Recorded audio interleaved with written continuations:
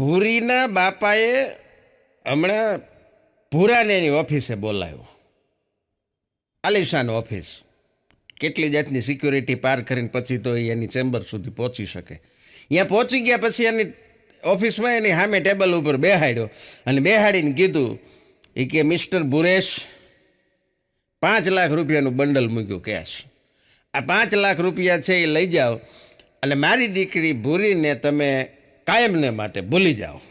હિન્દી ફિલ્મમાં નથી આવતું, હિરોઈનના પપ્પા આવી રીતે કહેતા હોય ગરીબ હીરોને, મારી દીકરી ભૂરીને તમે કાયમને માટે હંમેશને માટે ભૂલી જાઓ, તમારા જીવનમાંથી સપનામાં એનો વિચાર ન કરતા આ 5 લાખ રૂપિયા લઈને નીકળી જાઓ. એ ભૂરાએ સાહેબ 5 લાખ રૂપિયાનું બંડલ ખિસ્સામાં નાખ્યું, ત્યાંથી નીકળી તો ગયો પણ કલાક રહીને એને બાપાને લઈને પાછો આવ્યો. એ ઓફિસે શેઠ પાસે ભૂરીને બાપા પાસે અને આવીને કીધું કે શેઠ આ મારા બાપુજી છે અને એ તમારી ઘરવાળીને વારા ઘડીએ ફોનમાં મેસેજ કરે છે, એનું જે સમજીને આપવું હોય આપી દો. બોલો કેમ જાણે ત્યાં બધાને આપવા જ બેઠો હોય. હા, પણ નમસ્કાર ગુજરાતની તમામ હાસ્યપ્રેમી જનતાને આપનો દોસ્ત હાસ્ય કલાકાર ધર્મ વંકાણી સહર્ષ આવકારું છું આજના સુંદર મજાના હાસ્યના કાર્યક્રમમાં. ખૂબ આપ સૌ સારી રીતે સાંભળો છો ગુજરાતની તમામ હાસ્યપ્રેમી જનતાને, એટલે આપને આવકાર સાથે ખૂબ ખૂબ અભિનંદન. હા, નિશાળમાં હમણાં ઇન્સ્પેક્શન આવ્યું અને ઇન્સ્પેક્શનમાં જે સાહેબ આવ્યા હતા એણે એક વિદ્યાર્થીનીને ઊભી કરી, બહુ ટેલેન્ટેડ છોકરી, જીવનમાં ખૂબ મહત્વાકાંક્ષી. એ છોકરીને ઊભી કરીને સાહેબે પૂછ્યું કે બેટા આગળ મોટી થઈને તું પછી શું કરવા ધારે છો, શું ઈચ્છે છો? એટલે છોકરીએ કીધું કે મારે મોટી થઈને છે ને એક બહુ સરસ મજાની કે ભણવું છે પહેલાં તો ખૂબ, અને ભણી લીધા પછી પોતે સુંદર તો હતી એટલે કીધું કે મારે મિસ યુનિવર્સનો ખિતાબ જીતવો છે. મિસ યુનિવર્સ બની જાઓ પછી મારે રેમ્પ વોક કરવું છે, પછી મારે ફિલ્મોમાં જવું છે, લેમ્બોર્ગિની ગાડી લેવી છે, ફરારી લેવી છે, મોટો બંગલો બનાવવો છે. ઓલા સાહેબ કે બસ બસ બસ બેટા બસ બેસી જા. પછી બાજુમાં એક છોકરો બેઠો હતો, એને પૂછ્યું કે તું ઊભો થા, તારે શું કરવું છે? એ કે મારે એનો વર બનવું છે. હા, એ આટલું બધું કરવાની પછી કે આપણે ક્યાં કઈ જરૂર છે? છોકરા અઘરા. બે છોકરીઓ હમણાં બજારમાં હાલી જતી હતી એટલે એકે એની બેનપણીને બીજીને કીધું કે આમ જોઈ કે ઓલો તારો બોયફ્રેન્ડ જાય કે, અને બીજી કોઈક છોકરીને લઈને જાય છે. અને ત્યારે ઓલી છોકરીએ કીધું કે જવા દે ને, એ એની જ ગર્લફ્રેન્ડ છે, આ તો હું એને ક્યારેક ક્યારેક લઈને ફરું છું. ક્યાં બોલું, એનો વાક જ નહોતો.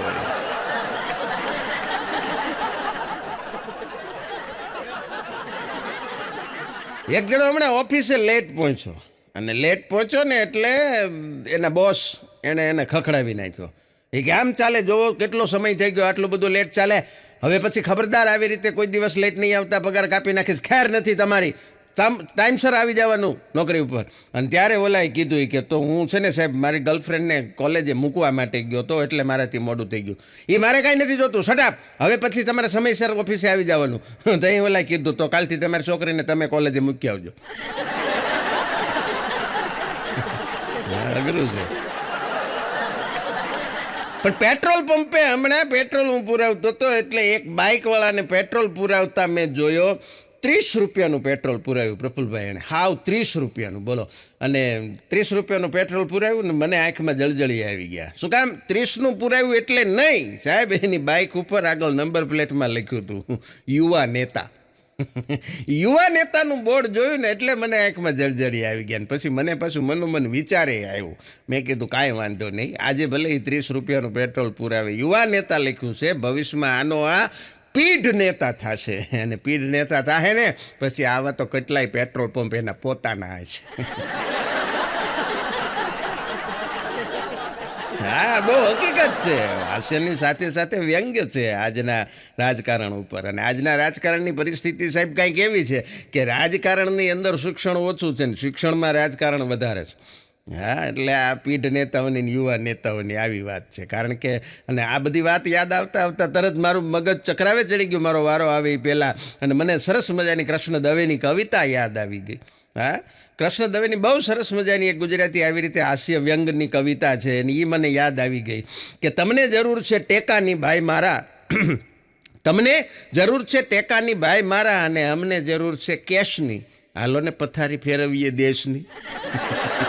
તમને જરૂર છે ટેકાની ભાઈ મારા, ને અમને જરૂર છે કેશની. હાલો ને પથારી ફેરવીએ દેશની. અને આગળ કવિ લખે છે બહુ સરસ મજાની વાત કે 6 મહિના હાલે તો ગંગાજી નાયા, 6 મહિના હાલે તો ગંગાજી નાયા, આ વર્ષોની વાર્તાયું મેલો, 7 પેઢી ધરાય એટલો જ ભરવો છે અમારે તો થેલો.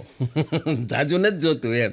હા, અને બહુ સાચી વાત છે. સરપંચથી લઈને ધારાસભા સુધી, સંસદ સુધીની વાત છે કે 6 મહિના હાલે તો ગંગાજી નાયા, વર્ષોની વાર્તાયું મેલો, 7 પેઢી નિરાતે બેહીને ખવાય એટલો જ ભરવો છે અમારે તો થેલો. અને દોવા દે ત્યાં લગી જ ઉતરે છે આરતીયું કાળી ડિબાંગ ભેંસની, હાલો ને પથારી ફેરવીએ દેશની. હા, એનાથી આગળ બહુ સરસ મજાની વાત કે હવે ફાઇલોના પારેવા ઘૂઘું કરે છે. કોઈ પણ ટેબલ ઉપર ફાઇલ મૂકો એટલે એની ઉપર વજન મૂકવો પડે છે. આ બહુ કડવી વાસ્તવિકતા છે કે ફાઇલોના પારેવા ઘૂઘું કરે છે. અને હવે ચોકમાં દાણા તો નાખો અને કોઈ પણ કામ કરો, અમને ક્યાં વાંધો છે, બસ એમાં અમારા 50% રાખો. બધે કમિશનની જ વાત છે. છેલ્લી કડી બહુ સરસ મજાની કવિ લખે છે કે ચૂલે બળેલ કોક ડોશીના નામ ઉપર આપી દો આખી એજન્સી ગેસની, હાલો ને પથારી ફેરવીએ દેશની. હા, આજનું આ વરવું ચિત્ર છે રાજકારણનું. પણ મારા એક મિત્રની પત્ની હમણાં 6 મહિના માટે વિદેશ ગઈ, એનો દીકરા માટે ત્યાં રહેતો હતો, ભણતો હતો, એટલે એ 6 મહિના માટે ત્યાં ગઈ. એટલે આ ભાઈ અહીંયા એકલો થઈ ગયો. એટલે એ ઘરનું બધું કામ જાતે કરે છે. પણ કેવી રીતે કરે છે કે એ કપડાં વોશિંગ મશીનમાં ધોવે છે, વાસણ છે એ ડિશ વોશરમાં સાફ કરે છે, કચરો છે એ વેક્યુમ ક્લીનરથી સાફ કરે છે, અને એક બાઈ રાખી છે પોતા માટે. કચરા પોતાની વાત છે. મજાનું. એક ભાઈ એને ઘરવાળીને બેન બેઠા હતા, એને ઘરવાળીને કહેતા હતા, પતિ પત્ની બે બેઠા હતા. એટલે એ બેને એને ઘરવાળાને કીધું, એ ઝઘડો આગળ થયો છે નાની મોટી વાતમાં, કે આ તો સારું છે હું તમને મળી. હા, આ તો સારું છે હું તમને મળી, બાકી તમે જો દીવો લઈને ગોતવા જાવ ને તોય મારા જેવી ન જડે. અને ત્યારે ઓલા હળવેકથી કીધું કે હું દીવો લઈને જ ગોતવા ગયો હતો, પણ જેવો ભાવનગર પહોંચ્યો ત્યાં પવનને હિસાબે દીવો ઓલવાઈ ગયો ને હું હલવાઈ ગયો. આમાં ઘણાય હલવાના હોય, ગામ જુદા જુદા હોય, ક્યાંક ભાવનગર હોય, ક્યાંક રાજકોટ હોય, ક્યાંક જુનાગઢ હોય, અલગ અલગ હોય. મજાનું છે. અને ખરેખર કુંવારા અને પરણેલા એ બેની અંદર ફરક ખાલી એટલો જ છે કે કુંવારો માણસ હોય ને ઘેરેથી બહાર નીકળે ને ત્યારે પ્રાર્થના કરીને નીકળે કે હું બહાર જાઉં છું, મારું બધું કામ થઈ જાય. અને પરણેલો બહારથી ઘરે આવે, ઘરમાં પ્રવેશે ત્યારે પ્રાર્થના કરે કે આજ શાંતિ હોય ને ઘરમાં. આ જાજો ફરક નથી. મજા છે. અને આગળ વાત કરું, આઈપીએલની સિઝન ચાલુ છે. આઈપીએલ ફોર્મેટમાં ક્રિકેટની શરૂઆત કરાવવાનું કારણ એટલું હતું કે આપણને ભારતના દરેક પ્રાંતમાંથી સારા સારા ખેલાડી મળી રહે, એટલા માટે આઈપીએલ ફોર્મેટ શરૂ કર્યું. પણ હવે પરિણામ એવું આવ્યું કે દરેક પ્રાંતમાંથી 40-50 જુગારી મળી જાય છે. આવું થયું છે. એસબીઆઈની બેંકની અંદર હમણાં એક જણો ગયો અને કેશિયર પાસે બારીએ ગયો, એટલે કેશિયરે કીધું કે ભાઈ એમને લાઈનમાં આવો. ઓલો કે પણ લાઈન છે જ નહીં, અહીં હું એકલો જ છું. એ કે તો લાઈન થાય ત્યારે આવું, બાકી આવો લાઈન. હમણાં એક જણો એના ઘરે બેઠો હતો, આમ મોજથી બેઠો હતો, બપોરનો સમય સોફા ઉપર બેઠો હતો, અને બરોબર એના ઘરની ડોરબેલ વાગી, ટિંગ ટોંગ.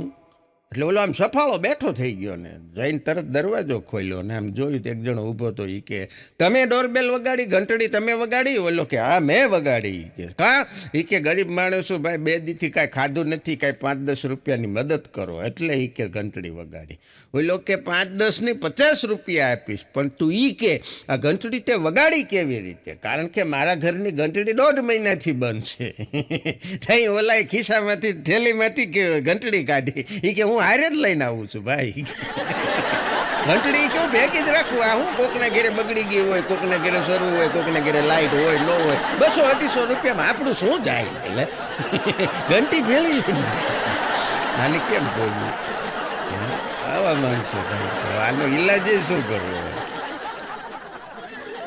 એક જણો હમણાં પ્લેનમાંથી નીચે ઉતરતો એટલે સ્વાભાવિક જે એની જે હોય ફોર્માલિટી એ પ્રમાણે બે એર હોસ્ટેસો દરવાજા પાસે ઊભી રહી ગઈ ને બધા જતા હોય અને થેન્ક યુ આવજો એવું કહેતી હોય એટલે એક જણો નીકળ્યો ને એને કીધું કે થેન્ક યુ, તમારો દિવસ શુભ રહે, તમને અમારા પ્લેનની અંદર ઘર જેવો જ અનુભવ થયો હશે. ત્યારે ઓલો બોલ્યો કે ના રે ના બેન, કે તમારે અહીં તો કેવું સારું કે અહીં એક બેલ દબાવો એટલે તમે 3-3 જણીઓ દોડીને આવો કે ઘેરે તો અમારું કોઈ હા ભળતું જ નથી. ઘર કરતા અહીં બહુ મજા આવી. તો કીધું રોકાઈ જાય અઠવાડિયું. એક જણો રોડ ઉપર હાલ્યો જતો હતો, બરોબર સામેથી એક છોકરી આવી એટલે આણે સીધું જ એને પૂછી લીધું કે હાય. તો ઓલી છોકરી કાંઈ જવાબ ન દીધો, એને સામું જોયું. એ કે કોઈ બોયફ્રેન્ડ છે તારે? ઓલી કે ના ના. એ કે તો મને બનાવી લે. આટલું કીધું ને છોકરીએ બહુ સરસ જવાબ આપ્યો. એ કે એમ તો મારે કોઈ ભાઈ નથી હો. અને ત્યારે આ છોકરાએ કીધું એ કે એમ આપણે હાળાની કાંઈ જરૂર નથી. લે માર ખા અઘરા માણસો. હા, પ્રોબ્લેમ અને ટેલેન્ટમાં ફેર શું અગાએ મને પૂછ્યું એટલે મેં એને ચોખવટ કરી. મેં કીધું બહુ સિમ્પલ શબ્દો છે, અર્થે બેના સરળ છે, હું તને સમજાઈ જાય એવી ભાષામાં જવાબ આપું. મને કે સારું કયો. મેં કીધું પ્રોબ્લેમ અને ટેલેન્ટમાં ફરક એ છે કે પુરુષ છે એ એકનો એક હોય, સ્ત્રી બે હોય જુદી જુદી, એને ટેલેન્ટ કહેવાય. પણ પરિસ્થિતિ ઉલટી હોય. હા, ઉલટી એટલે કેવી? એક ફૂલ દો માલી જેવી. જેની અંદર સ્ત્રી પાત્ર છે એ એક હોય, પુરુષ બે હોય, ત્યાં તકલીફ થાય. એ પ્રોબ્લેમ છે. આ પ્રોબ્લેમ અને ટેલેન્ટમાં ફરક આ છે. આવડવું જોઈએ મેનેજ કરતા. ફિલ્મ નતો એવું ગરમ મસાલા અક્ષય કુમારનું. બે કોકરોચ હમણાં આઈસીયુમાં દાખલ થયેલા, બોલો વંદા, બે બાજુના બેડ ઉપર. એટલે એકે બીજાને પૂછ્યું કે ભાઈ કેવી રીતે અહીંયા આવવાનું થયું? ચંપલથી કોઈએ માર્યો કે કાલા ઈંટ? એટલે બીજાએ કીધું કે ના રે ના, ચંપલે નહીં ને કાલા ઈંટે નહીં. આ છોકરીઓ આપને જોઈ નહીં કે અટણની છોકરીઓ એવીથી જોરથી રાઈડ એવી પાડે ને તે ભાઈ એટેક આવી ગયો. ઓ મમ્મી, આમાં આપણે ગુજરી જવાય છે. હારથી બચી ગયો. પરીક્ષા હાલતી હતી હમણાં, એટલે પરીક્ષા ખંડમાં એક છોકરી હોશિયાર હશે એટલે લખતા એણે તરત આમ નીચું જોઈને જ લખતી હતી. ઊંચું જોવાનો એની પાસે સમય નહોતો. એણે સુપરવાઇઝર હતા એ મેડમને કીધું મેડમ પ્લીઝ સપ્લિમેન્ટરી આપો. વધારે લખવા માટે એક્સ્ટ્રા સપ્લિમેન્ટરી માગી. તો બીજો એની બાજુમાં બેઠો હતો, એને એમ થયું કે હું કાંઈક માગું. તો થોડી વાર થઈ કે મેડમ મારી પેન ખલાસ થઈ ગઈ છે, મને પેન આપો. તો ત્રીજો વળી એથી હોશિયાર હતો કે મેડમ મારું પેપર પૂરું થઈ ગયું છે, કે આવું નવું હજી બીજું હોય તો એકાદું પ્રશ્નપત્ર આવવા છે. બોલો એનું પેપર 3 કલાકમાં એક માઇન્ડ પૂરું થાય. એને બબે કે લાવો લ્યો. હા, જેને લડી જ લેવું છે એને તમે ભૂગી જ ન હોય. પણ ચોઘડિયા જીવનમાં મહત્ત્વના હોય છે. ચલ ને અમૃત ને લાભ ને રોગ ને ઉદ્વેગ ને બધા આવે ને. દારૂડિયા બધા હમણાં ભેગા થયા હતા. હા, એટલે કીધું એને એનું વિશ્લેષણ કર્યું હતું. એણે એની રીતે વિશ્લેષણ કર્યું હતું. હા, એ કે એક જગ્યાએ બધાય પીવાવાળા બધા ભેગા થાય અને નક્કી થાય પ્રોગ્રામ તો એ શુભ. પછી જ્યાં નક્કી કર્યું હોય એ જગ્યાએ પોગવા માટે ત્યાંથી બધા નીકળે એટલે એ ચલ ચોઘડિયું કહેવાય.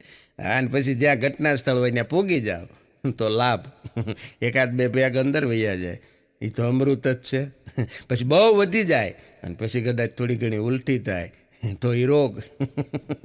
આન પછી જો ખબર પડી જાય, પકડાઈ જાય, રેડ પડી જાય તો કાળ તો છે જ. એની ભાષા રહી છે. પણ એક પત્ની એના પતિને હમણાં કહેતી હતી કે આજે અમારી કિટી પાર્ટી છે એ કે બધી લેડીઝની. તે બોલો કે બહુ સરસ એ કે, પણ એમ નહીં કે એમાં અમારે એક નક્કી થયું છે એ કે આજે બધાએ જ્યારે કિટી પાર્ટીમાં આવો ને ત્યારે તમારા ઘરેથી એક નકામી વસ્તુ હોય એ લેતી આવવાની. તો એના પતિએ પૂછ્યું કે તો તું શું લઈ જવાની છે? કે હું એ જ વિચાર કરું છું કે યારની ઘરમાં ગોતું છું, મને એવું કાંઈ મળતું જ નથી, હું શું લઈ જાઉં? તમે મને મદદ કરો ને, એક કામ કરો ને, તમે મારી ભેગા આવો ને. પેલાને સમજાણું નહીં કે આ શું કહેવાનું કે તમે હાલો ભેગા. નકામી વસ્તુ બેન. બે મિત્રો હમણાં મોટરસાઇકલ લઈને નીકળ્યા એટલે ટ્રાફિક પોલીસે ઊભા રાખ્યા. પોલીસ વળી થોડાક કાંઈક હવે એને ખબર નહીં ઘરનો ડખો હોય કે શું હોય, બહુ ગુસ્સામાં હતા. ઓલાની પાસે હેલ્મેટ માગ્યું કે હેલ્મેટ, ઓલો કે નથી સાહેબ, એક લાફો ચડાવી દીધો કે હેલ્મેટ વગરના નીકળી જાવ છો કે ખબર નથી પડતી રોડ ઉપર, દંડ થશે આનો 1000 રૂપિયા. ઓલો કે સાહેબ 1000 ની 1200 આપી દઈશ, પણ આ મારી વાહે બેઠો ને એને એક લાફો મારો. એ કે પણ એને હું કામ મારું કે મારો, હું તમને બીજા 200 વધારાને આપી છે કે તમે મને માર્યો ને એકલાને. એ ઘેરે જઈને બધાને કહી દે છે શેરીમાં એ કે એને એક જીતો બોલી જ્યારે 2 જીતી કે આલ્લો બોલો હવે કોઈ કે નહીં. પણ આગો હમણાં અમારો હોટલમાં જમવા ગયો, હા બાર બોર્ડ માર્યું હતું 50% ઓફ, એટલે એને એમ થઈ ગયું મજા આવી જાય, લ્યો અહીંયા આપણે કે હાલ લીધે 50% ઓફ વાળી હોટલની અંદર જમવા ગયો. હટીને ખાધું સાહેબ, ઠૂસીને ખાધું. જેટલું મળતું હતું બધું મગાવી લીધું ને એટલું બધું જમી લીધો.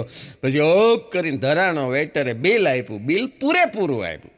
એટલે અગાએ વેઇટરને બોલાવી કે ભઈલા આ બિલમાં એ કે કાંઈક તમારી ભૂલ થતી લાગે છે. કેમ? એ કે આમાં 50% ઓફ છે ને. ઓલો કે ના રે ના, અમારી હોટલનું નામ જ 50% ઓફ છે. બિલ તો અહીંયા પૂરું જ આવે પેલા, પછી ન રહેવાનું. બોલો આવું થઈ જાય ઘણી વખત. એક ગામમાં ચૂંટણીનો માહોલ અને નેતાજી આવવાના હતા.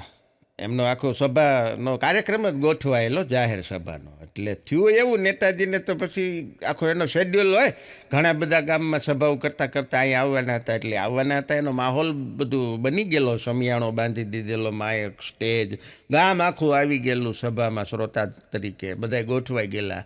પણ નેતાજી લેટ પડ્યા, 2 કલાક લેટ પડ્યા. એટલે ગામના જે માણસો હતા શ્રોતા તરીકે આવેલા એ બધા રાહ જોઈને થાકી ગયા, અને પછી બધા હળું માંડ્યા ત્યાંથી નીકળવા. બધાય વહી ગયા. છેલ્લે તો પછી એક જ જણો વહ્યો. બોલો, બધું આખું ગામ વહી ગયું, એક જ જણો શ્રોતા તરીકે બેઠેલો. અને નેતાજીની ગાડી આવી. એટલે નેતાજી તો આમ ગાડીમાંથી ઉતર્યા ભેગા જ એનો બધો ઉત્સાહ બધો હળાડા હાથ કરતો બધો ઉતરી ગયો. ઓહો, એક જ જણો. અને એ હવે આવ્યા હતા ઉતર્યા એટલે એક જણાને મળ્યા નેતા તરીકે, અને પછી કીધું એ કે માફ કરજો, મારે થોડુંક મોડું થઈ ગયું ને અહીંયા આવો માહોલ થઈ ગયો, પણ હવે તમે એકલા જ અહીંયા બેઠા છો એટલે હું બહુ મુશ્કેલીમાં મુકાઈ ગયો, હું મૂંઝવણમાં છું. એ કે હવે મને એ નથી સમજાતું કે મારે આવી પરિસ્થિતિમાં અહીંયા ભાષણ કરવું જોઈએ કે ન કરવું જોઈએ. એટલે ઓલો જે ગ્રામજન જે બેઠો હતો ને એણે કીધું એ કે નેતાજી સાંભળો મારી વાત. એ કે બોલો. એ કે મારી પાસે 20 બકરા છે. હા, મારી પાસે 20 બકરા છે અને મારે 20 બકરાનો ચારો ખવડાવવો હોય, હું ત્યાં જાઉં એને 20 બકરાને ચારો નાખવા માટે, એમાંથી 19 બકરા ગેરહાજર હોય, હાજર ન હોય, તો હું એકને કાંઈ ભૂખ્યો થોડો રાખી શકું. એ કે ત્યાં નેતાજીને લાઈટ થઈ ગઈ કે ઓહો તમારી વાત સાવ સાચી છે, મારે ભાષણ કરવું જ જોઈએ. કે અને એ તો હડાડા હાટ કરતાં સ્ટેજ ઉપર ચડી ગયા, માઇક હાથમાં લીધો ને ભાષણ શરૂ કરી દીધું. હવે શરૂ કરી દીધું પણ શરૂ જ કરી દીધું, પછી એને પૂરું કરવાનું પાછું બ્રેક ન આવે. 2 કલાક સુધી ભાષણ જીકી દીધું. એ 2 કલાક સુધી ભાષણ કર્યા પછી નેતાજીએ ભાષણ પૂરું કર્યું અને પછી નીચે ઉતરીને ઓલો જે એકનો એક બેઠો હતો ગ્રામજન એની પાસે આવીને કીધું કે બહુ સરસ, તમે મને ખૂબ સારી રીતે સાંભળ્યો, પણ મારે તમને એ કહેવું છે કે તમારું જે ઉદાહરણ હતું ને એ મને બહુ ગમ્યું. હા, તમે જે વાત કરી એ મને બહુ આમ અસર કરી ગઈ, પણ હવે મને એ કહો મારું ભાષણ તમને કેવું લાગ્યું. અને ત્યારે ઓલાએ ફરીથી પાછું કીધું કે આમાં એવું છે ને નેતાજી કે 20 બકરા મારી પાસે છે, પણ 20 બકરાને હું ચારો નાખવા જાઉં અને એમાંથી એક જ બકરું જો હાજર હોય અને 20નો ચારો હું એને બધાનો એકને જ નાખી દઉં તો એ વાત ખોટી કહેવાય. આ હાદી સમજણ મને છે પણ તમને નથી. નેતાજી માથું ખંજવાળે. પણ સમય એવો છે અટાણે સાહેબ, કારણ કે ઘરની અંદર જેટલા માણસો એટલા મોબાઈલ. આહા સાહેબ, તમે જોવો જે ઘરમાં શાંતિ તો એ જ ઘરમાં સ્થપાયેલી હોય કે જ્યાં પતિ પત્ની બાળકો બધા એક જ સમયે મોબાઈલ લઈને બેસી ગયા હોય. કોઈને હામ જ નથી જોતું, કોઈની યાર ઝઘડતું જ નથી. બોલો, નીરવ શાંતિ. બાકી વાસ્તુશાસ્ત્ર અને ફેંગ શુઈ એ બધું ઠીક. હવે આનાથી બધું શાંતિ ક્યાંય નહીં હવની દુનિયામાં. પત્નીએ પતિની કીધું કે હું તમને જે પૂછું ને એનો મને સીધે સીધો ટૂંકો સાદો સરળ અને હાવ સચોટ જવાબ આપી દેજો. પતિ કે હારું પૂછ. એ કે આવતા જન્મમાં તમે શું બનવા માગો છો? ઓલો કે વાંઢો. આ ધંધો જ નથી કર્યો. પણ દરેકના પ્રેમ પ્રકરણ નોખા હોય છે. દરેકના પ્રેમ પ્રકરણ છે એ નોખા હોય છે. કોઈના નસીબમાં કંકુ ચોખા, કોઈના નસીબમાં ધોકા હોય છે. અલગ અલગ હોય. તમને હું મળે તમારા કિસ્સા. અને બહુ સાચી વાત એ છે કે લગ્ન કદાચ તમે લાંબી કે ટૂંકી ગમે એવી છોકરી યારે કરો, જીભડો તો બધાનો હરખો જ હોય છે. હા, એને આમ સાઈઝ ફેર હોય છે. જીભ તો એવી જ હોય. અને લગ્ન પછી જો માથામાં મસ્ત ટાલ પડી જાય તો સમજવાનું બૈરું માથા ભારે છે. અને જો મસ્ત મજાના ઘૂઘરાળા વાળ હોય તો સમજવાનું મરદ બાહુબલી છે. આવું બને છે. અગો મને કહેતો હતો, મને કે મારા જીવનની ભાઈ બહુ મોટી કરુણતા છે. મેં કીધું શું? અરે મને કે વાત જવા દે, પણ મેં કીધું કે તો ખરી. મને કે નાનપણમાં મારા અક્ષર એટલા ખરાબ હતા, એટલા ખરાબ હતા. તો મેં કીધું શું વાંધો પડ્યો? મને કે પણ તોય હું ડૉક્ટર ન બન્યો. લે અક્ષર ખરાબ હોય ડૉક્ટર બની જાવ? એને એમ કે જે ડૉક્ટર અક્ષર ખરાબ હોય ને હજુ એની સમજણ છે. પણ એક જણાને ડૉક્ટરની વાત નીકળી એટલે યાદ આવ્યું. બીમાર હશે એટલે ઘરે ડૉક્ટરને બોલાવ્યા. ડૉક્ટર આવ્યા, બધું ચેકઅપ કર્યું. પછી 5 મિનિટ રહીને ઊભા થઈને બધું પેટી બેટી હંકેલીને હાલવા માંડ્યા. એટલે ઓલા ઘરના બધા સભ્યોએ પૂછ્યું, સાહેબ આને બીમારી શું છે? ડૉક્ટરે કીધું કે બીમારી બહુ અઘરી છે. એ કે પણ કેવી એમ અઘરી? એટલે એ કે વાત જવા દો, બહુ અઘરી છે. એ કે બહુ કોમ્પ્લિકેટેડ કેસ છે. એ કે પણ કયો રોગ છે? એ કે કાંઈક નામ તો આપો. એ કે નામ બહુ અઘરું છે. એ કે બહુ મોટું છે. એ કે પણ હું? એ કે નામ તમે દો તો ખબર પડે ને. કે જવા દો ને, હું જ ભૂલી ગયો છું. ડૉક્ટર જ ભૂલી ગયા કે નામ હું આપું. પણ રોગની વાત નીકળી છે તો યાદ આવ્યું. આ રોગ, આ વાતું છે ને, આ વાતળિયું વગતાળિયું ને જણજણ જુદેરિયું, જેડા જેડા માનવી તેડી તેડી વાતળિયું, અને વાતળિયું વગતાળિયું જણજણ જુદેરિયું, હજી એક પૂરી ન થઈ ત્યાં દૂજી ઉપડ્યું. શબ્દ ઉપરથી, ડૉક્ટર ઉપરથી બીજી વાત આવે, એમાં રોગ ઉપરથી બીજી વાત યાદ આવી. આ રોગ છે ને, આ રોગ હવે ચાઇના સુધી પોગી ગયો છે. હા, ચીનની છોકરીઓ હોય ને ગર્લફ્રેન્ડ તરીકે એના બોયફ્રેન્ડને એ પૂછવા માંડી છે. શું ખબર? ચાઇનીઝ ભાષામાં, મેરે બાબુને ચામા ચીડિયા ખાયા ક્યાં? લે એ ખાઈ લે છે.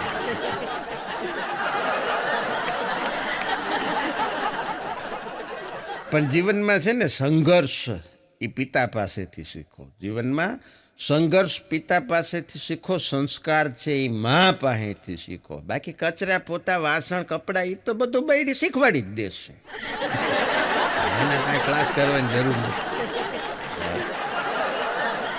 છોકરો હમણાં એના પપ્પાને પૂછતો હતો કે પપ્પા તમારા લગ્ન કેવી રીતે થયા? એટલે એને પપ્પાએ કીધું કે બેટા મારા લગ્ન થયા ને ત્યારે આપણી પાસે 100 વીઘા જમીન હતી. એટલે કે મારા લગ્ન ફટાફટ થઈ ગયા. તો છોકરો કહી રહેવા દેજો, અમારે કરવાના છે. હા બાકી થોબડા તો અમારા એ કે તમારી જેવા જ છે. હા એટલી જમીન હશે તો એ કે કોક આ પાડશે. પણ બે પતિ પત્ની બેઠા હતા ને એમાં પત્નીએ વળી પતિને સવાલ કર્યો. એ કે સાંભળો, એ કે હું ગુજરી જાઉં, કદાચ માની લ્યો એ કે એવું બને તો પછી તમે એ કે બીજા લગ્ન કરો કે ન કરો? બોલો કે અરે ગાંડી, હું એવો વિચારે ન કરું. તું ગુજરી જા તો બીજા લગ્ન કરવાનો? એ કે ના, એમ ન હોય. એમાં શું છે જીવનમાં? એ કે સારા ખરાબ સમયમાં કોઈક સાથીદાર જોઈ, કે તમારે બીજા લગ્ન કરી લેવા જોઈએ. બોલો કે ના રે ના, વાતે ન કરતી. નહીં, હું તમને કહું છું ને, તમારે ખરેખર બીજા લગ્ન કરી લેવા જોઈએ. કે તો બોલો કે સારું, તું બહુ ફોર્સ કરે છો એટલે, બાકી આપણી જરાય ઈચ્છા નથી. એ કે સારું વાંધો નહીં, કે ડન કરી લેશો? એ કે સારું પાકું, મને આમ જરા ઈચ્છા નથી, પણ આ તો હવે તું કહે છો એટલે તને ના નથી પાડતો. કાંઈ વાંધો નહીં, કરશો નહીં કે સારું કરીશ. તો એ કે મને એક બે વાતના જવાબ આપો નહીં કે શું, કે કદાચ તમે બીજા લગ્ન કરો ને પછી જે બીજી સ્ત્રીને લાવો તો એને આ જ ઘરમાં રાખશો કે પછી એને બીજું મકાન, એ કે ના આવે બીજું મકાન તો ગાંડે આ મોંઘવારીમાં કેવી રીતે લાવો, આ ઘરમાં જ રાખી. પણ સાંભળી લે, હું એને તારો રૂમ નહીં આપું, હા, કારણ કે એમાં તારી યાદો ભરેલી હોય, એટલે બીજી એક વ્યવસ્થા કરીશ બીજા રૂમમાં, તારો રૂમ ન આપું. એ કે ઓકે, તો તમે એને આપણી ગાડી, નહીં વાત જ ન કરતી, ગાડી તો એને બીજી અપાવી દઈશ, તારી ગાડી તો એને અડવા જ ન દો, એમાં તારી યાદો હોય ભલામણા. એ કે એ મારે સાચવવાની છે. એ કે પછી કદાચ માનો કે ઘરેણા, એ કે મારા જે જ્વેલરી બધી હોય એ બિલકુલ નહીં, અડવાય ન દો, એમાં તારી યાદો હોય. કે બરોબર છે. એ કે બહુ સારી વાત છે. પછી મારું જીન્સ ને એ બધું, એ કે તારા જીન્સની તો વાત જ ન કરે, એની કમર 28 છે, તારી 32 છે. આટલું કીધું ને સન્નાટો છવાઈ ગયો. પછી આખો કાંઈ બોલવાનું જ નહીં.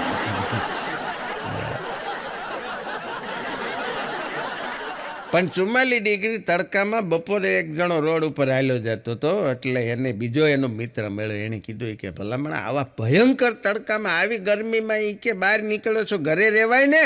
અને ત્યારે એણે કીધું કે મારી ઘરવાળી છે ને એ નોકરી કરે છે, આજે એને રજા છે, ગરમીથી બચવા માટે જ હું બહાર નીકળ્યો છું.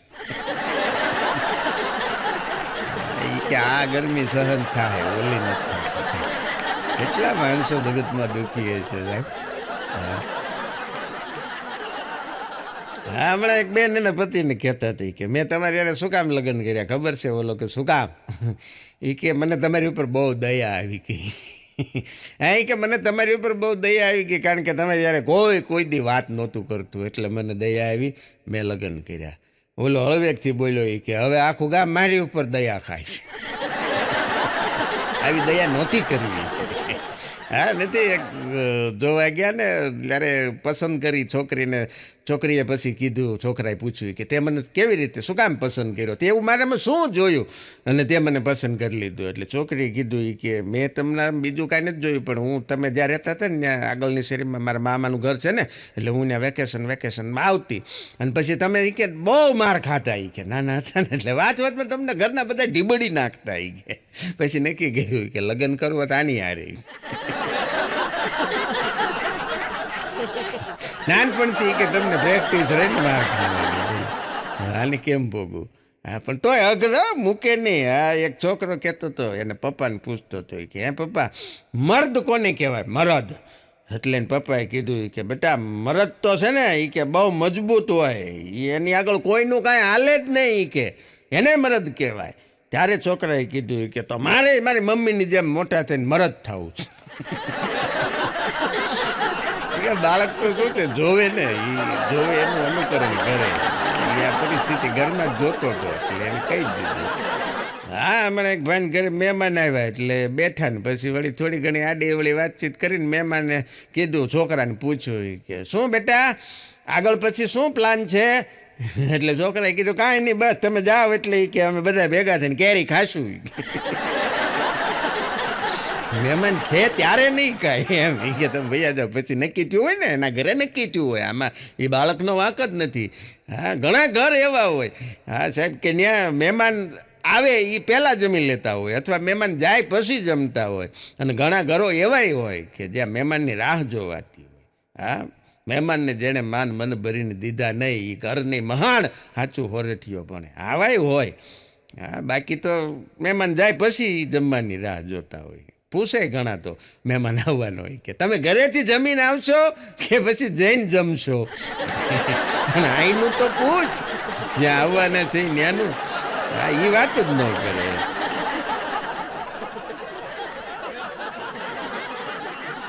એક બેન એના પતિને પૂછતા હતા કે દવા લીધા પછી મારું માથું છે ને એ કે બહુ ભારે લાગે છે. અને ત્યારે ઓલાએ કીધું એ કે એમાં દવાનો કાંઈ વાંક જ નથી, તું પહેલેથી માથા ભારે છે. આમાં કોઈ જાતની દવા અસર ન કરે.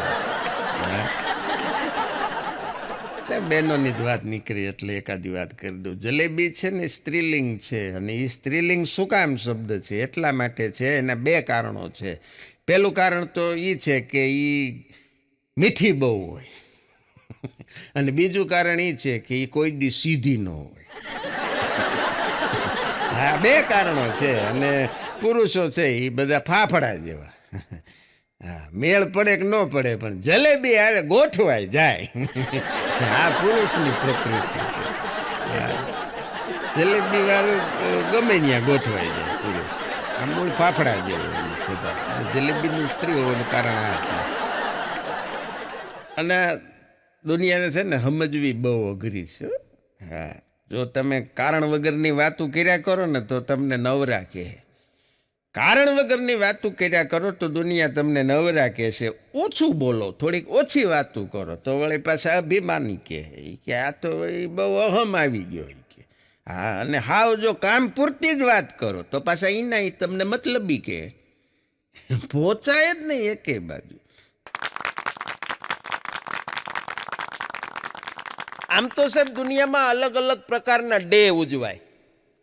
હા, બહુ બધા પ્રકારના ડે ઉજવાય, જેમ કે rose day, father's day, mother day, chocolate day, pink day, black day, આવી પ્રકારના અલગ અલગ ડે ઉજવાય. પણ એ બધા વિદેશમાં. આપણા દેશમાં અલગ પ્રકારના ડે ઉજવાય ને એમાંય લગ્ન થઈ ગયા પછી 10-15 વર્ષ વયા જાય પછી કેવા ડે હોય ખબર? શાંતિ દે. હા, રહેવા દે, એ હવે મૂકી દે અને હવે જીવવા દે. આવા પ્રકારના ડે બધા ઉજવાતા હોય છે. અને બીજી વાત આપણે એ કરી દઉં, આ મને એટલા માટે યાદ આવ્યું કે દુનિયા આખીની અંદર તમામ પ્રકારના ડે ઉજવાય, એમાં એક ડે એ આપણા ભારત દેશનો આગવો ડે, અને એ 15મી ડિસેમ્બર એટલે વિશ્વ ચા દિવસ. વાહ વાહ. તમે આમ તો સમજી ગયા છો આ ચાનો કપ ને રકાબી જોયા પછી. વર્લ્ડ ટી ડે તરીકે દુનિયામાં 15મી ડિસેમ્બરનો દિવસ ઉજવાય છે. એટલે મને એમ થયું કે આજ આપણે નકરા ચાના જોક્સ કરવા, ચાની વાતું કરવી. કારણ કે દારૂડિયાના જોક્સ અમે ખૂબ કીધા કલાકારોએ, દારૂના જોક્સ તમે ખૂબ સાંભળ્યા, પણ આ ચા એ તો સાહેબ આપણું આગવું પોતાનું પીણું છે. એટલે આજ ચાની વાત કરવી છે મારે. અને આમે અમારે કલાકારો માટે શું છે કે ચા છે ને એ તો કલાકારોની કુળદેવી છે. હા, અને ગાંઠિયા છે એ અમારા હુરાપુરા છે. કારણ કે રાતે 2 વાગે 3 વાગે અમે પ્રોગ્રામ પતાવીને ઘરે જતા હોય એટલે અમને ચા ને ગાંઠિયા સિવાય બીજું કાંઈ મળે નહીં. એટલે ચા ને ગાંઠિયા તો કલાકારોને બહુ વાલા એમ. હા, અમે તો ગાંઠિયાનો તો અમે બહુ સરસ એક જોક્સ કરીએ છીએ. એક બાપા ભજન ગાતા, એ ભજન ગાતા વહેલી સવારમાં. ત્યારે તો જૂના જમાનામાં કાંઈ વાહનની ને કાંઈ માઇક સાઉન્ડની કોઈ વ્યવસ્થા નહીં, એટલે હાર્મોનિયમને સાયકલની પાછળ કેરિયલમાં બાંધી અને એક ગામથી બીજે ગામ ભજન ગાવા બાપા જાય. એમાં એક ગામમાંથી ભજન ગાઈને વહેલી સવારે બાપા હાલ્યા આવે. ઘટના એવી બની કે રસ્તામાં એક ચોખ્ખા પાણીનું સરસ મજાનું ઝરણું હાલ્યું જતું. બાપાને એમ થયું કે મોઢું ધોઈ લઉં જરાક, સવારમાં નીંદર આવે છે, નીંદર ઉડી જાય એ માટે મોઢું ધોવા બાપા પાણીની અંદર આમ કરીને આમ પાણીની ઝાલક મારવા મોઢે પાણી ઉડાડ્યું. હવે તકલીફી બાપાની ઉંમર ઘણી, બાપાને મોઢામાં ફર્નિચર ન મળે એટલે દાંતનું ચોખ્ઠું હતું 32. એ પાણી આમ કરીને મોઢામાં છાંટવા ગયા એટલે 32 છે એ પાણીની ઝરણાની વોકળાની અંદર વહી ગઈ ઠેઠ તળીએ. થોડુંક ઊંડું ખરું. બાપાએ હાથ લાંબો કર્યો પણ આંબી ન હોય કે આ પાણી ઠંડુ, હવે શું કરવું? એમાં બાપા મુંજાણા. ત્યાંથી કોઈક એક માણસ પસાર થયો એ કે બાપા રામ રામ. કે રામ રામ, કેમ અહીંયા બેઠા? કે મારું ચોકઠું અંદર પડી ગયું છે. એ કે કાઢવું છે, કેમ કાઢશો? એટલે ઓલા ભાઈ પહેલો જ પ્રશ્ન કર્યો કે શું કરો છો? એ કે હું કલાકાર છું, ભજન ગાઈને આવું છું. એ કે 100 ગ્રામ ગાંઠિયા મગાવો. એ 100 ગ્રામ ગાંઠિયા ગામમાંથી મગાવ્યા ને આમ પાણીમાં રેડ્યા તે ચોકઠું એની મેળે બખક બખક બખક કરતું બહાર આવ્યું. એટલે ચા અને ગાંઠિયા એ કલાકારો માટે ખૂબ પ્રિય વસ્તુ છે. એટલે આજે મારે તમને નકરી ચાની વાત કરવી છે. દુનિયા આખીમાં તમામ પ્રકારની વાતો થાય. સ્લોગન તમે સાંભળ્યા છે, સેવ વોટર, સેવ પેટ્રોલ, સેવ એન્વાયરમેન્ટ, સેવ અર્થ. અને આપણા દેશની વાત કરીએ તો સેવ મમરા, સેવ પૂરી, સેવ ટમેટા, સેવ ખમણી, સેવ તુરિયા, પણ મારો કહેવાનો અર્થ એ છે કે ભલે આપણે વિદેશો પાસેથી જે કાંઈ લીધું હોય તે, પણ દુનિયાને એક વસ્તુ આપણે એવી આપી છે અને એ છે ચા. ચા આખી દુનિયામાં પીવાતી હોય તો ચા દુનિયાના તમામ દેશોને પૂરી પાડવા વાળો દેશ એ આપણો ભારત દેશ. કારણ કે આખી દુનિયામાં ચાનું સૌથી વધુ ઉત્પાદન આપણા દેશમાં થાય અને પીવે છે આખી દુનિયા છે. હા, અને એટલે આજના આ ચા સ્પેશિયલ એપિસોડની અંદર મારે ચાની જ્યારે વાત કરવી છે ત્યારે મારા એક પરમ મિત્ર કવિ રામ કાલાવડિયાની સુંદર મજાની 3 પંક્તિથી ચાની એક હાસ્યસભર કવિતાથી આજે મારે શરૂઆત કરવી છે. પ્રેમી લખે છે રામ કાલાવડિયા, સોડમથી છલકાતી ચા, સોડમથી છલકાતી ચા, ઈ પ્યાલીમાં મલકાતી ચા. વાહ વાહ. અને સૂરજ પહેલા ઈ ઉગતી ચા, પ્રભાત પહેલા સાંભળતી ચા. હાચું હાચું હાચું હાચું. આ ચાએ તો ગામ ગાંડું થયું, જ્યાં જુઓ ત્યાં ચર્ચાતી ચા, ચા ને ચા. રંભા જેવી રૂપાળી ચા. હા, કવિની કલ્પના તો જો સ્વર્ગમાં પોગી. રંભા જેવી રૂપાળી ચા અને મેનકા જેવી મતવાલી ચા, કેમ ન લાગે ચાનો ચસ્કો, છે ઉર્વશી જેવી નમણી ચા. આ ચા એ તો ગામ ગાંડું થયું, જ્યાં જુઓ ત્યાં ચર્ચાતી ચા, ચા ને ચા. સસરા જેવી ફીકી તો ક્યાંક સાળી જેવી રૂપાળી ચા. સસરા જેવી ફીકી તો ક્યાંક સાળી જેવી રૂપાળી ચા, સાસુ જેવી કડક મીઠી તો ક્યાંક બૈરી જેવી બોળી ચા. આ ચા એ તો ગામ ગાંડું થયું, જ્યાં જુઓ ત્યાં ચર્ચાતી ચા, ચા ને ચા. એનાથી આગળ કવિ લખે કે ગરબીમાં ગવાતી આ ચા, ગરબીમાં ગવાતી આ ચા ને ભજનમાં સંભળાતી આ ચા, ઉજાગરે અંજાતી ચા અને સ્મશાને પણ પીવાતી ચા. ઘણા મિત્રો કદાચ નવાઈ લાગશે પણ સ્મશાનમાં હવે ચા પીવાય છે. હા, હું તમને કહી દઉં, સુરતની અંદર અશ્વિની કુમાર સ્મશાન ગૃહ છે અને ત્યાં સ્પેશિયલ કેન્ટીન છે. કારણ કે જ્યાં સુધી આપણે જેને લઈને ગયા હોય એને બાળવાનો વારો ન આવે ત્યાં સુધી લોકો ત્યાં ચા તો પીવે છે, નાસ્તાય કરે છે. એટલે સ્મશાનમાં હવે ચા પીવાય છે. હા, કદાચ કોઈને નવાઈ લાગતી હોય તો સુરત જોઈ આવું. નેતાના ભાષણમાં ચા, બહુ સરસ મજાની પંક્તિ. નેતાના ભાષણમાં ચા, ગલીએ મહોલ્લે આંગણમાં ચા, અને નેતાના તો ખાલી નામ છે, નેતાના તો ખાલી નામ છે, બાકી આખે આખી સરકારું ચલાવતી આ ચા. હા, આ ચા એ તો ગામ ગાંડું થયું. સરકારની વાત કરું એટલે હું સ્પષ્ટતા કરી દઉં કે તમે કોઈ પણ કચેરીમાં સરકારી કામ લઈને જાઓ એટલે તમને કે સાહેબ ચા પાણીનું સમજો. હવે ચા પાણીનું સમજવું એટલે કે આપણે ચાનો ડબ્બો ને ખાંડનો ડબ્બો ને ભૂકીને દૂધ લઈને નથી જવાનું. 500 રૂપિયા 1000 રૂપિયા આ ભ્રષ્ટાચારની સામે કવિએ લાલ બત્તી ધરી છે સમાજની સામે. અને છેલ્લે પ્રસંગ હોય ભલે સારો કે નરસો, પ્રેમથી પીરસાતી ચા, બરફી ભલે હોય કારણ, બરફી કારણ હોય ભલે, પણ ડાયાબિટીસમાં દેખાતી આ ચા, ચા એ તો ગામ ગાંડું થયું, જ્યાં જુઓ ત્યાં ચર્ચાતી ચા, ચા ને ચા. અને છેલ્લી કડીમાં કવિ લખે કે આદુ ફુદીના ને મસાલા વાળી ચા. મને એમ છે કે બધાને મોઢામાં ચા નો પાણી આવી ગયું. કાંઈ વાંધો નહીં, તમને પણ બધાને અહીંથી ચા પીરસવામાં આવશે, પણ અત્યારે તમે કવિતાનો આસ્વાદ કરો, પછી આપણે ચાનો આસ્વાદ કરાવશું.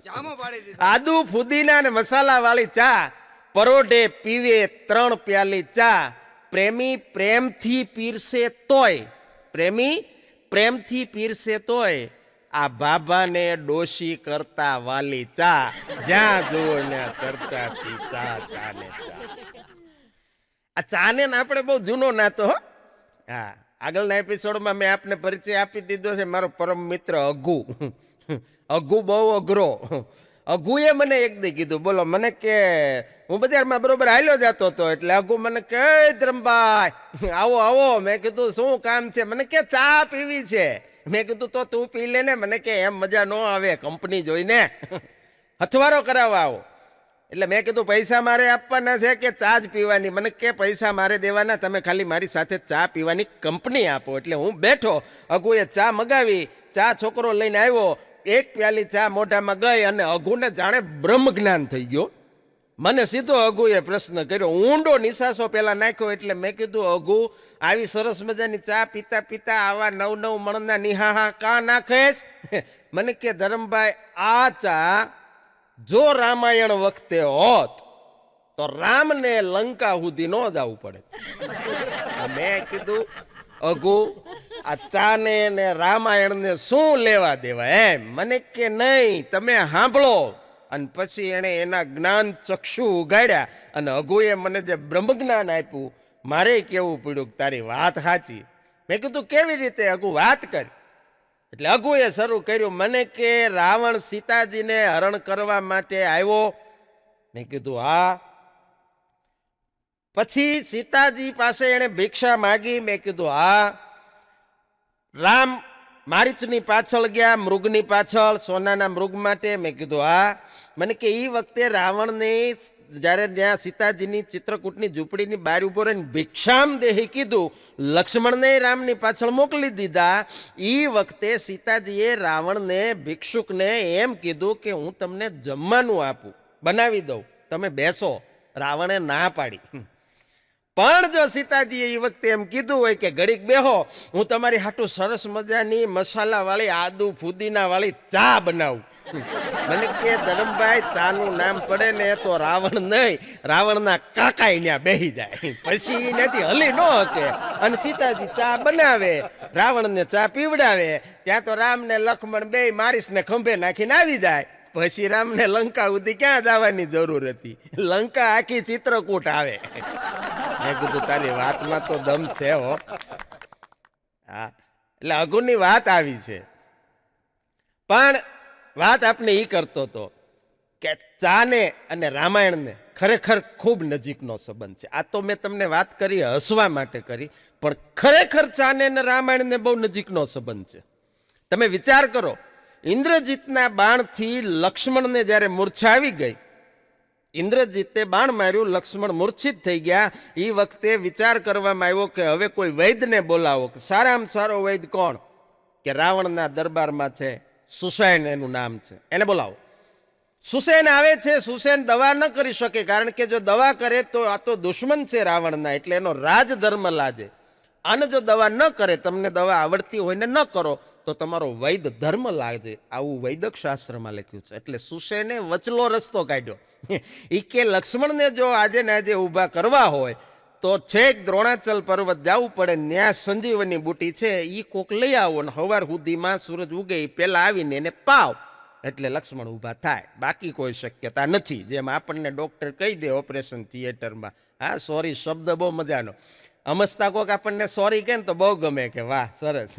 ડૉક્ટર એમ કે સોરી, કેસ ખલાસ. એટલે સુસેને કીધું કે દ્રોણાચલ પર્વત ઉપર જાઓ, ત્યાંથી સંજીવની બુટી લઈ આવો. રામે આમથી આમ નજર કરી, સવાર પહેલા દ્રોણાચલ પર્વત ઉપર જઈને સંજીવની લાવી શકે એવું તો પાત્ર આપ બધા જાણો છો, એક જ છે રામાયણની અંદર ને એ છે હનુમાનજી. હનુમાનજીએ તરત રામને કીધું કે હુકમ કર, અને તરત રામે હુકમ કર્યો કે લઈ આવ. અને હાડાડાડાડાડાડા હાટ કરતા હનુમાનજી છે એ ઉડીને દ્રોણાચલ પર્વત ઉપર ત્યાં જોયું તો લાટ બધી વનસ્પતિ જગારા મારે. એને એમ થયું કે આમાં સંજીવની કઈ, એ આપણો વિષય નહીં, એટલે આખો પર્વત ઉપાડીને લંકાના રણ મેદાનમાં લાવીને મૂકી દીધો. સુસેન સમજી ગયો કે આ પાલટી જબરી છે. આનો એક માણસ જો આવો હોય તો આ બધા કેવા હશે. હવે દવા કરવી જ પડે. ફટાફટ સંજીવની લઈ લીધી, વાટી ગૂટી દવા કરી લક્ષ્મણને પાય. લક્ષ્મણ ઊભા થઈ ગયા.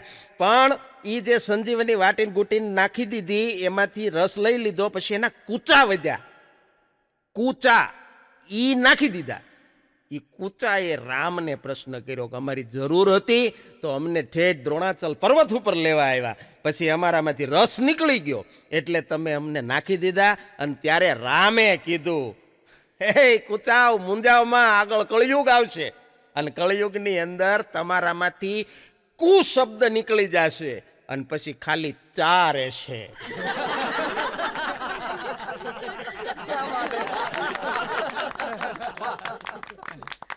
અને કળિયુગના માણસો રાતે સૂતા હોય એ એની મૂર્છા. કળિયુગના માણસો હુવે, આપણે બધા હુઈ જાય એટલે મૂર્છિત, આપણને ખબર નથી કાંઈ, પણ સવારમાં જાગો એટલે આપણા માટે સંજીવની, એ આપણી ચા. જેવા તમે જાગો એટલે ચા પીવી પડે સાહેબ, બાકી તો પથારીમાંથી તો તમે ઉઠ્યા કહેવાઓ. જાગો ક્યારે? જ્યારે તમે સરસ મજાની એક પ્યાલી ચા પીવો પછી. એટલે ચા ને રામાયણ ને આપણે બધાને બહુ જૂનો નાતો છે. હા, બાકી વાતો મારે આપણે હાસ્યની ચાની જ કરવાની. હમણાં એક ભાઈ ચાની દુકાનની બહાર નીકળ્યા, એની પોતાની દુકાન હતી, બાજુમાં થોડેક આગળ ચાની દુકાન હતી, બંદૂકના 3 ભડાકા કર્યા. મેં કીધું આ શું કર્યું? મને કે ચાનો ઓર્ડર આપ્યો 3 આખી. મેં કીધું સારું થયું અમે 25-30 મહેમાન નહોતા, નકર તો તમે ભડાકા વાળી કરો. હમણાં એક જગ્યાએ અમે હોટલમાં ચા પીવા ગયા, એટલે હોટલ વાળાએ મને કીધું, મને કે સ્પેશિયલ આપું કે ચાલુ? એટલે મારાથી વળી એને પૂછાઈ ગયું. મેં કીધું સ્પેશિયલમાં ચાલુમાં ફેર શું? મને કે કાંઈ નહીં, સ્પેશિયલમાં અમે કપ રકેબી ધોઈને આપી, બાકી એમ નામ જાય એમ. અઘરા છે. ચાની હોટલે ચાનો ઓર્ડર આપ્યા પછી બહુ વાર લાગી ચા આવવામાં. એટલે મેં કીધું ભાઈ લઈને આવ્યો ચા છોકરો. એટલે મેં કીધું આટલી બધી વાર હોય ચા પીવામાં લાવવામાં? કેટલી વાર લાગે? અમારે છેક ક્યાં સુધી પહોંચવાનું છે? મને કે ભાઈ એમાં એવું કાંઈ નથી, મારે ચાની અંદર આદુ નાખવું હતું. પછી મેં કીધું શું થયું, નાખ્યું કે નહીં? મને કે નહીં, આદુ મારે આમ હાણસીથી આમ ચેપીને નાખવું હતું. તો પણ મેં કીધું થયું હું? મને કે હાણસી જડી નહીં. મેં કીધું તો? મને કે પછી મેં દાંતે દાંતે ચાવીને નાખી દીધું.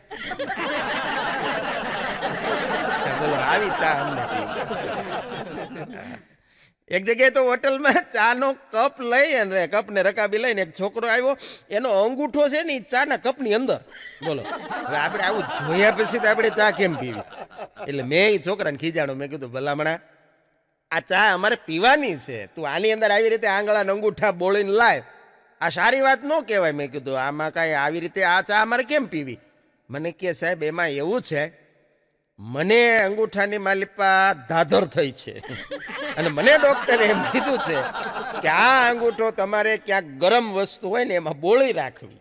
એટલે મેં એમાં બોળી રાખ્યો. એટલે મારો તો મગજ છટકી ગયો. મેં કીધું ગાંડા, આ ચા અમારે પીવાની છે, આમાં તારે આવો અંગૂઠો બોલાય? આની કરતા તારા નાકમાં ભરાવી દેવાય ને, ન્યાય ગરમ હોય. મને કે ચિંતા કરોમાં આની પેલા ન્યા જ હતો. આવી તો અમને ચાયું પાય. પછી તો ઘણા દિવસ સુધી ચા બંધ રાખી, પણ ચાય ચા છે. ચાથી આપણો વ્યવહાર નક્કી થાય છે. બોલો, ચાથી માણસનો વ્યવહાર નક્કી થાય, ચાથી માણસની કિંમત થાય છે. બોલો, આપણે કદાચ કોકના વિશે તમે કોકને અભિપ્રાય પૂછો ને કે મનોજભાઈ કેવા માણસ, એટલે તરત તમને કે, જો તમે એને મળેલા હો તો તરત કે ભલા મનોજભાઈ માણસ આમ સારા, પણ તમે એના ઘરે જાઓ ને, જો તમને ચા પીવડાવી હશે તો તમારો સારો અભિપ્રાય આપશે, અને જો નહીં પીવડાવી હોય તો તમારો એના પ્રત્યેનો અભિપ્રાય ફરી જાય. તરત તમે પૂછો કે મનોજભાઈ, અરે ભલામણા મનોજભાઈની વાત થાય, એના ઘરે જાઓ એટલે તમને ચા પાણી પીધા વગર નીકળવા ન દે. વાહ! આને જો મનોજભાઈ તમને ચા પાવાનું પૂછવાનું ભૂલી ગયા અને તમે પૂછો કે મનોજભાઈ કેવા માણસ, એટલે તરત કે કાંઈ લેવાનું નહીં. એના ઘરે તમે જાઓ, તમને ચાનું ન પૂછે.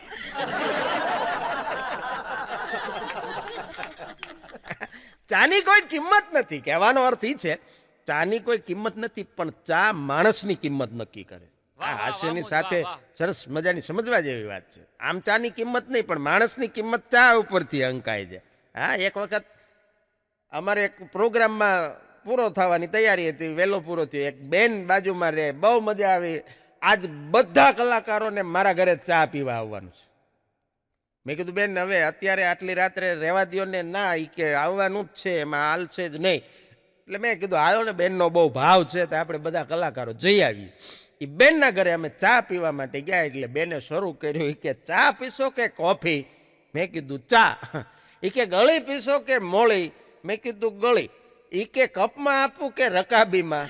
મેં કીધું રકાબીમાં. એ કે સ્ટીલના કપમાં આપું કે કાચના? મેં કીધું રહેવા દો, નથી પીવી.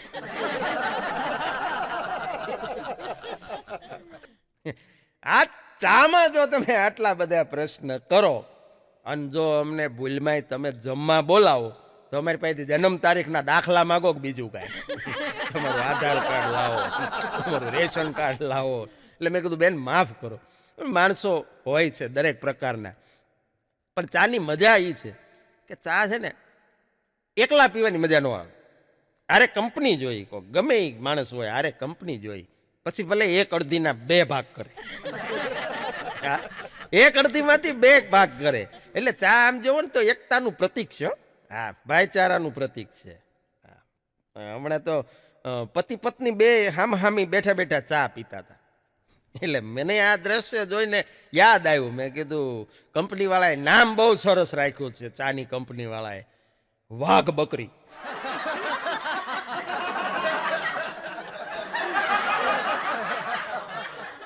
કોણ શું એ તમારે સમજી જવાનું, પણ 2 જણા આમાં અમે બેઠા બેઠા ચા પીતા હોય ને તો વાઘ બકરી નામ શૂટ થાય ખરું. બહુ સરસ નામ. અને આમે તે વિચાર કરો ને તો સુખ વેચવા માટે, ખુશી વેચવા માટે તમારે માણસોની જરૂર પડે. દુઃખી તો તમે એકલા થાવ, દુઃખી એકલા થઈ શકો. ખુશી વેચવી હોય ને, સુખ વેચવું ને તો કંપનીની જરૂર પડે. હા, તમે રાજકોટની બજારમાં હાલ્યા જતા હો અને તમારે કાલાવડ રોડ ઉપર તમને આમાં રોડવા માંડો ઓચિંતાના, તમે રોડ ઉપર અને જોરથી રાડું નાખો એટલે તરત 20, 25, 50 માણસોનું ટોળું થઈ જશે. ને બધાય તમને પૂછશે કે તમને શું તકલીફ થઈ, તમારું પાકીટ ખોવાઈ ગયું, તમારે પૈસા પડી ગયા, તમારે કોઈ દવાખાને કાંઈ આ તે બધું તમારી મદદ કરી દેશે. પણ એના કાલાવડ રોડ ઉપર તમે ઊભા એકલા અહીંયા બેઠા બેઠા તમે જેમ દાંત કાઢો એમ ખડખડાટ દાંત કાઢજો, લ્યો તરત માણસો કે હામું જોઈને છટકી ગયું લાગે, આટા મૂકી દીધા લાગે. અમુક તો ફોન કરીને 108 બોલાવી લે છે કે આને મેન્ટલ હોસ્પિટલ ભેગા કરો એમ. એટલે કહેવાનો અર્થ એ છે કે ખુશી વેચવા માટે તમારે સહારાની જરૂર પડે, સાથની જરૂર પડે, સંગાથની જરૂર પડે. બાકી દુઃખી તો તમે એકલા થઈ શકો. અને મજાની વાત એ છે કે લાયક બનવા માટે આ દુનિયામાં કાંઈક કરવું પડે. સાહેબ સાંભળજો, આ લાયક બનવા માટે તમારે કંઈક કરવું પડે. ઉંમર લાયક તો તમે બેઠા થઈ શકો, એ તો બધા જ કરે, એમાં કાંઈ તમારે કાંઈ કરવાની જરૂર નથી. હા, પણ મજાનું છે. ચાની વાતો કરીએ છીએ એટલે મને યાદ આવ્યું, ગાંધીજી ચા પીતા કે નહોતા એ મને નથી ખબર, બકરીનું દૂધ પીતા એ ખબર છે, પણ ચા પીતા કે નહોતા પીતા એ મને નથી ખબર. પણ કસ્તુરબાને બા કહેતા એ મને ખબર છે.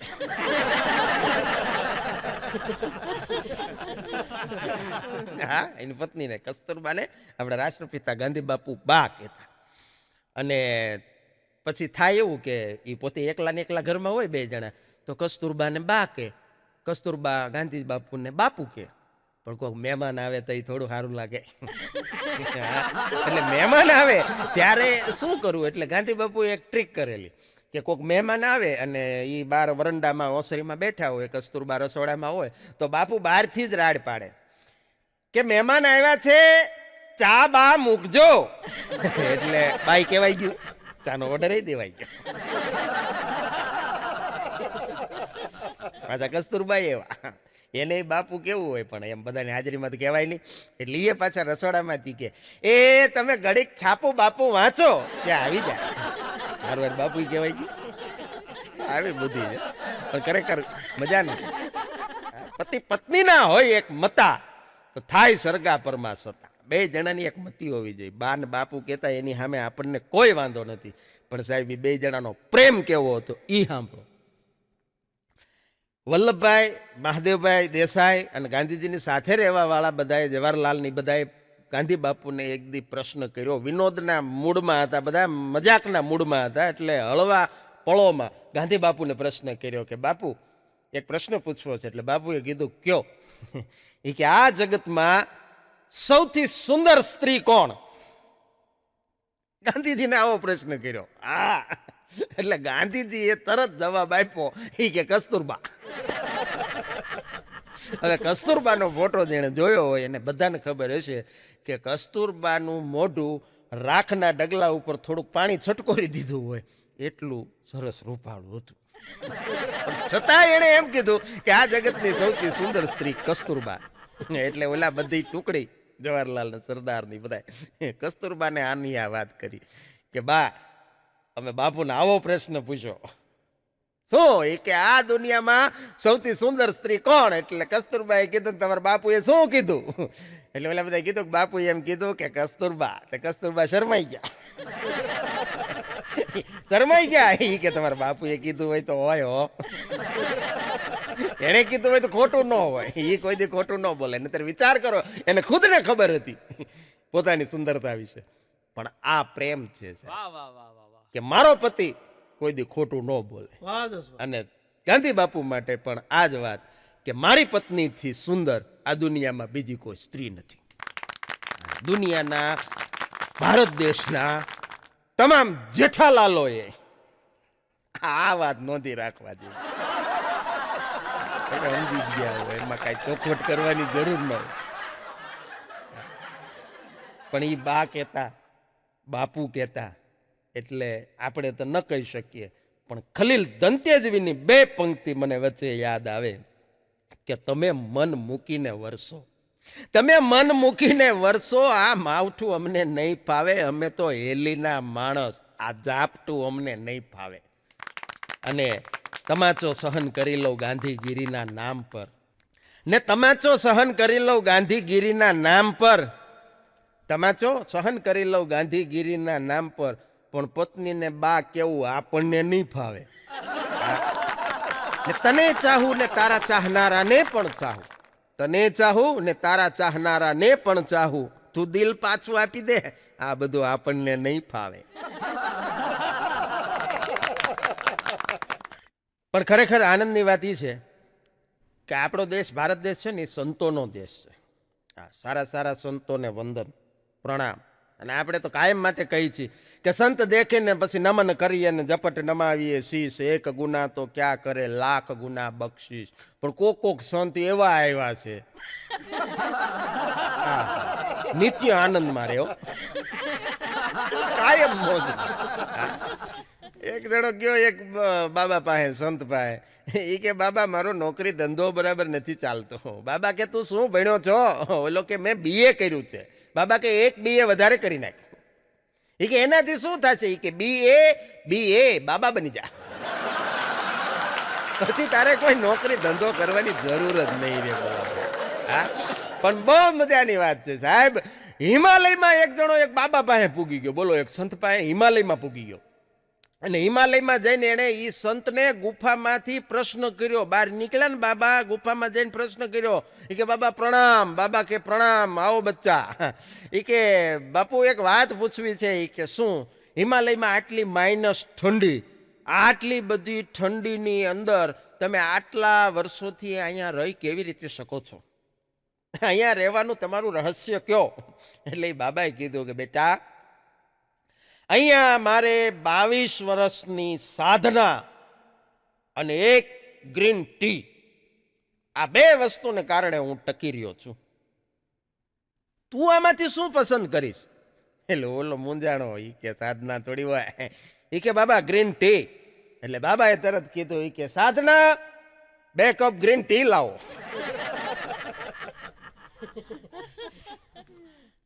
તમે સમજી જાવ છો એટલે મજાનું છે. હા, ત્યાં તો સાધના આવી ઠુમક ઠુમક કરતી 2 કપ ગ્રીન ટી લઈને. બોલો કે આ તો ખોટનો ધંધો થયો. બાબાનું તો આવું છે. ટ્રેનની અંદર આપણે ટિકિટ લઈને ગયા હોય અને ઈવડા એ લાંબા ટાટિયા કરીને હુઈ ગયા હોય. પછી આપણે એને કહીએ કે બાપુ થોડીક જગ્યા કરો ને, આપણે ઉપર ખીજાય. અમેરિકુ લંબા જાને કાય. હવે તમેરિકુ લંબા જાને તો અમેરિકુ ક્યાં ટૂંકા જાને? થોડીક વાર બેહવા દો તો વાંધો શું છે? બધા આપણી ઉપર ખીજાય. મેં પહેલા કીધું, હું ટીકા નથી કરતો, સંતોને વંદન. આપણા સંતો જે છે, બજરંગદાસ બાવલિયાથી લઈને જલિયાણ જોગી વીરપુર સુધી વૈયા હોય તમામને વંદન. પણ આ ઓલા બીહના માર્યા વૈયા આવે ને, હા, એની વાત છે. આ ટીવીમાં આવે એની વાત છે, આ ન્યૂઝમાં આવે એની વાત છે. હા, ઈ બાબાઓની વાત છે. ઈ આપણી ઉપર પાછા ખીજાય. આપણે આવું કીધું ને કે બાબા જગ્યા કરો, તો આપણને ખીજાય. हाँ ऐसे ही थोड़े साधु बने हैं, हमारे वहां भी 200 बीघा जमीन है, टमाटर के बड़े बड़े पेड़ है. ले પછી આપણે કેવું પડે, બાપુ રાખો, ટમેટાના નાના નાના છોડ હોય, એના મોટા મોટા પેડ ન હોય.